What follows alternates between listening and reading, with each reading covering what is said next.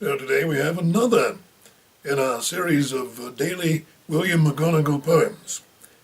This one is of a somewhat tragic nature, although not overly.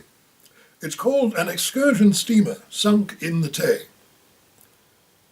It was in the year of 1888, and on July the 14th day, that an alarming accident occurred in the River Tay, which resulted in the sinking of the Tay ferry steamer Dundee, which was a most painful and sickening sight to see.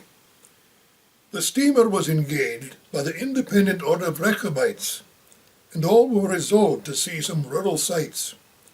And the place they selected was the village of Newburgh, while each heart was happy and free from sorrow.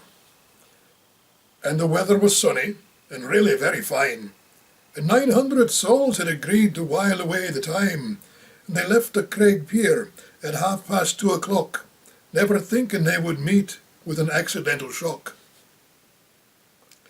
And after passing underneath the bridge of Tay, then they took the channel on the south side without dismay, and Captain Methven stood on the steamer's bridge, I do declare, and for the passengers he seemed to have very great care.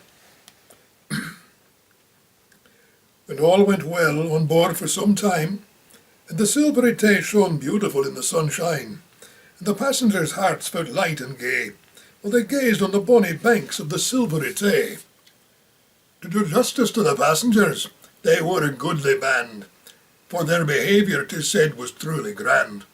But to the eastward of Newburgh, the steamer was too close inshore, and on passing a boatman, he warningly to them did roar, warning them not to come inshore so near, but his warning voice the helmsman didn't hear. Neither the captain or passengers his warning dreads, until the steamer struck a number of boulders known as the Heads. And close to the point where the Poe falls into the Tay, which the people that escaped drowning will remember for many a day, because many of the passengers were thrown off their balance, but most fortunately they were all saved merely by chance. And owing to the suddenness of the shock, many women fainted away, which filled the rest of the passengers' hearts with dismay. But they soon regained their composure when close to the land, especially when they saw that succour was near at hand. The engines were kept going at full speed, and God helped his people in time of need. And in a short time Newburgh was reached, while many women wept bitterly and loudly screeched, because by this time the forward hold was nearly filled with water, which caused the passengers' teeth with fear to chatter, because the steamer was settling down forward, while to land the passengers safe Captain Method struggled hard.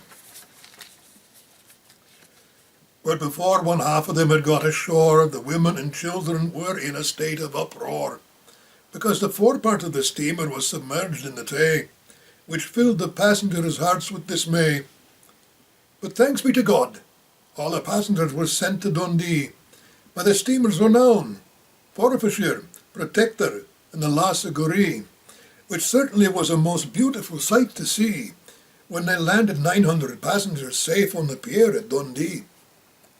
And then, good people, away to the mountains, glens and lakes, and drink of milk and pure water and eat oaten cakes, and sit down on the margin of a little burn in the sunshine, and enjoy yourselves heartily during the holiday time.